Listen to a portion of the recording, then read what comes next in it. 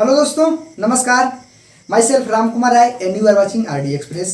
दोस्तों, आज के इस वीडियो में हम लोग 12th के एनसीईआरटी मैथ्स के एक्सरसाइज 6.1 के 9 नंबर और उसके आगे के प्रश्नों को करना सीखने वाले हैं। अगर आप लोग इसके पहले वाले क्वेश्चन की वीडियोस नहीं देखे हैं तो उन वीडियोस का लिंक अपने इस वीडियो के डिस्क्रिप्शन में रहेगा, जिन्हें जाकर आप लोग देख सकते हैं। इस वीडियो में बने रहिए और चलिए इस वीडियो के माध्यम से हम सभी मिलकर आज कुछ नया सीख लेते हैं। दोस्तों, हमारा एक्सरसाइज है 6.1 और प्रश्न संख्या है 9 नंबर। एक बार प्रश्न को समझते हैं कि प्रश्न क्या कह रहा है। जब तक आप प्रश्न को नहीं समझेंगे प्रश्न का सॉल्यूशन करना भी नहीं समझेंगे, इसीलिए चलिए पहले प्रश्न को समझते हैं। प्रश्न कह रहा है कि एक गुब्बारा बैलून है जो सदैव गोलाकार रहता है। प्रश्न के कहने का मतलब है कि एक जो बैलून है वो गोलाकार है, गोले के रूप का है, ठीक है। उसके बाद कह रहा है कि त्रिज्या अर्थात उसकी त्रिज्या परिवर्तनशील है, अर्थात उसकी जो त्रिज्या हम आर मानेंगे वो क्या है, हमेशा चेंज होती रहेगी। तब कह रहे हैं कि त्रिज्या के सापेक्ष आयतन के परिवर्तन की दर ज्ञात कीजिए जब त्रिज्या 10 सेंटीमीटर है। दोस्तों ध्यान दीजिए कि क्वेश्चन बिल्कुल इजी है, 2 से 3 स्टेप में क्वेश्चन का सॉल्यूशन हो जाएगा।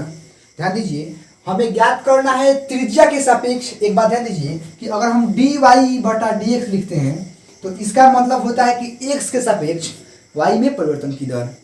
और दोस्तों आप ये भी जानते हैं कि आयतन को हम लोग v से सूचित करते हैं। किसी भी आकृति का आयतन हो, घन, घनाभ, गोला, किसी का भी आयतन को v से सूचित करते हैं। और चूंकि आयतन के परिवर्तन की दर ज्ञात करनी है त्रिज्या के सापेक्ष, तो क्या लिखेंगे, dv बटे dr। यही ना हमें फाइंड आउट करना है। इसका मतलब हुआ dv बाई dr का मतलब हुआ कि त्रिज्या r के सापेक्ष आयतन v में परिवर्तन की दर। बिल्कुल इजी है। तो दोस्तों सबसे पहले जो दिया है उसे हम लोग लिख लेते हैं। लिखते हैं, दिया गया है, एक बात दी गई है, त्रिज्या 10 सेंटीमीटर है। लिख देते हैं त्रिज्या r बराबर 10 सेंटीमीटर।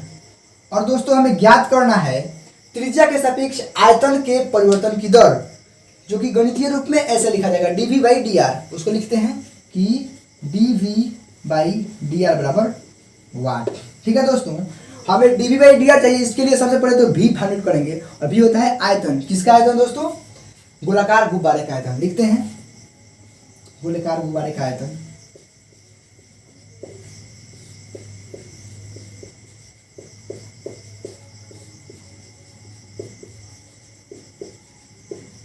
दोस्तों ध्यान दीजिए कि गोले का आयतन होता है 4/3 पाई आर क्यूब। इतना होता है। अभी मैंने बताया है कि किसी भी आकृति के आयतन को v से सूचित करते हैं, तो यहाँ गोले के गुब्बारे के आयतन की जगह पे v लिख देंगे और इस साइड हो जाएगा 4/3 पाई आर क्यूब। और दोस्तों ध्यान दीजिए कि जो आयतन है उसमें हमें त्रिज्या के सापेक्ष परिवर्तन की दर ज्ञात करनी है। इसीलिए क्या करेंगे, यहाँ त्रिज्या के सापेक्ष अर्थात r के सापेक्ष अवकलन करेंगे। लिखेंगे उसे r के सापेक्ष अवकलन करने पर।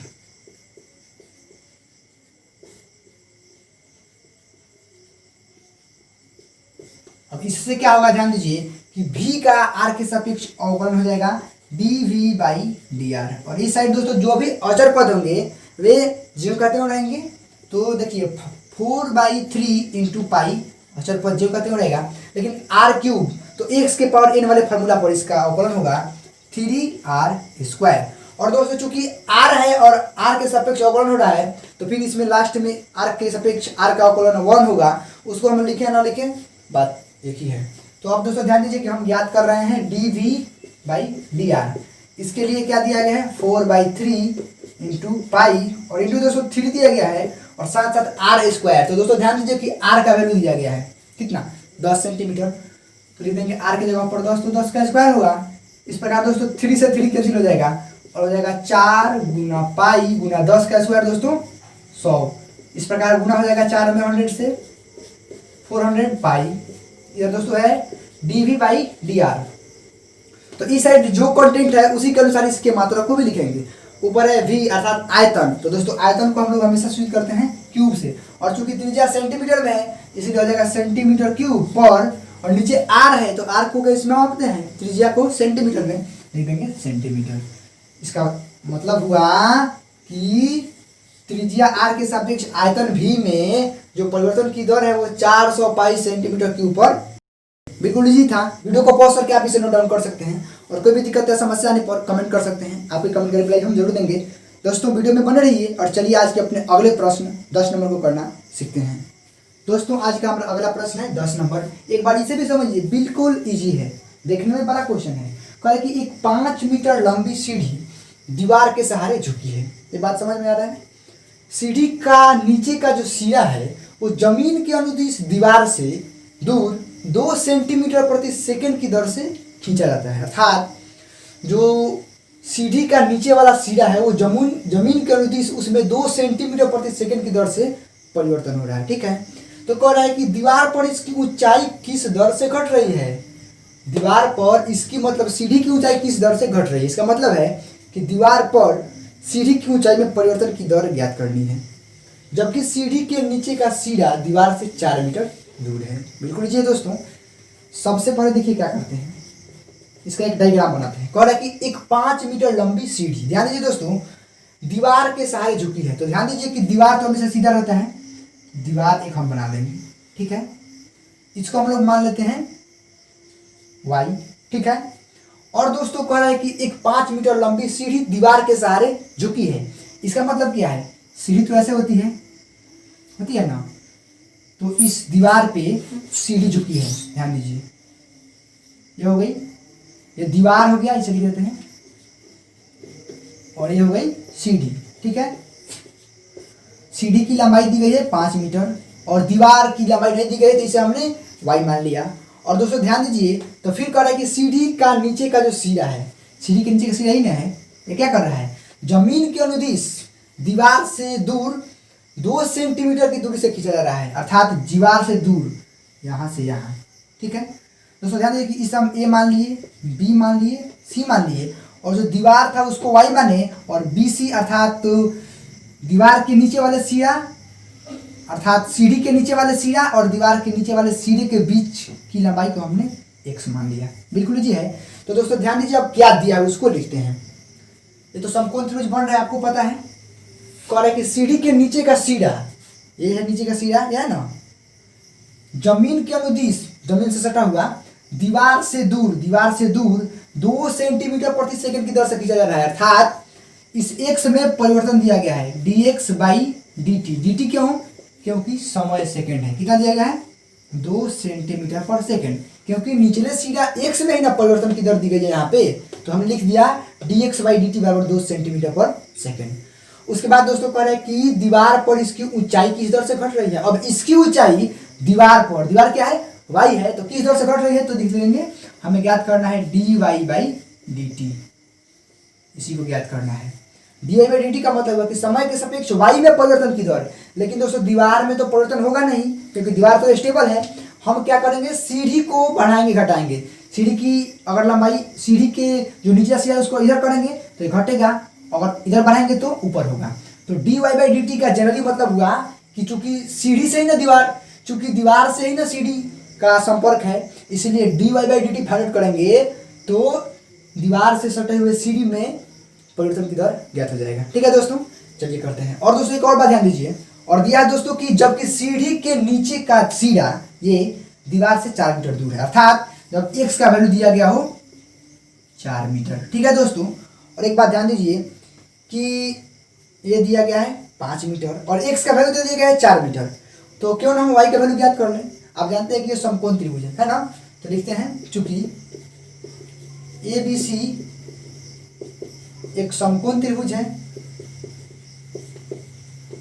जब समकोण त्रिभुज है तो आप लोग जानते हैं पाइथागोरस प्रमेय को, क्या हो जाएगा, जो कर्ण है ना सामने वाला, तो कर्ण है 5, तो 5 का स्क्वायर बराबर हो जाएगा आधार का स्क्वायर, आधार का है x स्क्वायर प्लस लंब का स्क्वायर y स्क्वायर। लेकिन दोस्तों ध्यान दीजिए कि x का वैल्यू दिया गया कितना, 4 मीटर, उसको रखते हैं तो हो जाएगा 4 का स्क्वायर प्लस y का स्क्वायर। इस साइड दोस्तों क्या है, 5 का स्क्वायर। तो इस प्रकार दोस्तों ध्यान दीजिए कि ये 5 का स्क्वायर 25 होगा, और इसको एक साथ इधर भेज देते हैं, 4 का स्क्वायर 16 होगा, उसको इधर घटा देते हैं, इस साइड क्या होगा, y स्क्वायर। तो दोस्तों ध्यान दीजिए कि 25 में 16 जाएगा, 9 बचेगा, और 9 बराबर y स्क्वायर। इसका मतलब क्या हुआ, इसको हम 3 के स्क्वायर के बराबर लिख सकते हैं। 3 का स्क्वायर बराबर 9 होता है, तो स्क्वायर से स्क्वायर कैंसिल होगा, तो इसीलिए क्या मिलेगा हमें, y बराबर मिल जाएगा 3 मीटर। ठीक है दोस्तों, अब बिल्कुल इजी हो गया। और देखिए ध्यान दीजिए, पुनः पाइथागोरस प्रमेय का प्रयोग करते हैं, लिखते हैं पुनः। अब हमें ज्ञात करना है dy बाई dt। पुनः पाइथागोरस प्रमेय से। दोस्तों यहाँ भी लिख देते हैं पाइथागोरस प्रमेय से।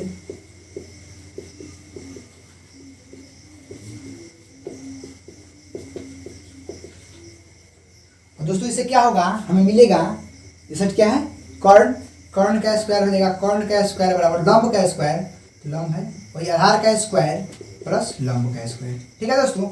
और चूंकि समय के सापेक्ष परिवर्तन की दर ज्ञात करना है, इसीलिए इसमें अब समय के सापेक्ष अर्थात टी के सापेक्ष अवकलन ज्ञात करेंगे। लिखते हैं टी के सापेक्ष अवकलन करने पर, टी के सापेक्ष अवकलन करने पर। तो दोस्तों ध्यान दें कि 5 का स्क्वायर है, किसी का भी स्क्वायर हो या कोई अचर पद हो, उसके अवकलन का मान तो हमेशा 0 होता है। उसके बाद दोस्तों इस साइड एक्स स्क्वायर है तो इसका अवकलन हो जाएगा 2x, और साथ साथ एक्स है तो टी के सापेक्ष करना है तो हो जाएगा dx/dt, फिर प्लस देंगे। उसके बाद वाई स्क्वायर का भी अवकलन वही होगा 2y, और साथ साथ y का अवकलन हो जाएगा dy/dt। दोस्तों ध्यान दें कि जो जो दिया गया उसका वैल्यू रख देते हैं। हम इस साइड चलते हैं, इस साइड तो 0 है तो कोई दिक्कत नहीं, 0 को 0 रखते हैं। और इस साइड दोस्तों 2x है, 2 0 का क्यों रहेगा, और x का वैल्यू देखिए तो 4 मीटर दिया गया है, देते हैं 4। उसके बाद दोस्तों दिया है dx/dt, तो ध्यान दीजिए कि dx/dt का वैल्यू भी दिया गया है, कितना 2 दे देते हैं गुना 2। उसके बाद प्लस देते हैं। उसके बाद दोस्तों कह रहा है कि 2 और साथ साथ y है, तो दोस्तों ध्यान दीजिए कि y का वैल्यू हम कुछ ज्ञात करें यहाँ, कितना 3, उसका वैल्यू रखते हैं 3। उसके बाद दोस्तों dy/dt उसको रखते हैं, ये हमें ज्ञात करना है। तो दोस्तों ध्यान दीजिए कि हमें क्या मिला, इस साइड तो 0 है, 2 चौका 8 और 8 दूनी 16, इधर मिला 16 प्लस 3 दूनी का 6 और साथ साथ dy/dt। दोस्तों ध्यान दीजिए हम क्या करते हैं, इधर तो 0 है तो 6 dy/dt को इस साइड लाएंगे, तो इधर तो जुड़ रहा है, इस साइड क्या करेगा घटाएगा, तो क्या हो जाएगा -6 dy/dt, और इस साइड बढ़ जाएगा 16। हम सिर्फ dy/dt को रखते हैं, और ये जो -6 इधर क्या करेगा गुना कर भाग करेगा, क्योंकि इस साइड तो गुना में है, इधर बचेंगे तो भाग में होगा। घटाएंगे इसको 2 से, 2 3 6 2 8 16। दोस्तों माइनस कभी भी हर में अर्थात नीचे नहीं रहता, उसको ऊपर भेज देते हैं, तो हो जाएगा dy/dt बराबर -8/3। दोस्तों ध्यान दीजिए कि y क्या है, दीवार की लंबाई है, तो लंबाई कैसे मतलब सेंटीमीटर लिख देंगे, cm/s। और दोस्तों एक और बात ध्यान दीजिए कि यहाँ माइनस आया, इसका मतलब क्या है, दीवार पर सीढ़ी की ऊंचाई घट रही है, माइनस का मतलब होता है घट रही है, तो लिखेंगे अतः दीवार पर सीढ़ी की ऊंचाई 8/3 सेंटीमीटर/सेकंड की दर से घट रही है। बिल्कुल जी था, तो ये हम लोग हो गया आंसर। वीडियो को पॉज करके आप इसे नोट डाउन कर सकते हैं, और कोई भी दिक्कत या समस्या आने पर कमेंट कर सकते हैं, आपको कमेंट कर रिप्लाई हम जरूर देंगे। दोस्तों आज की इस वीडियो में बस इतना ही, मिलते हैं आपसे अगली वीडियो में अगले टॉपिक के साथ। तब तक के लिए मैं राम कुमार आप लोगों से विदा लेता हूँ। टेक केयर, थैंक यू, जय हिंद, वंदे मातरम।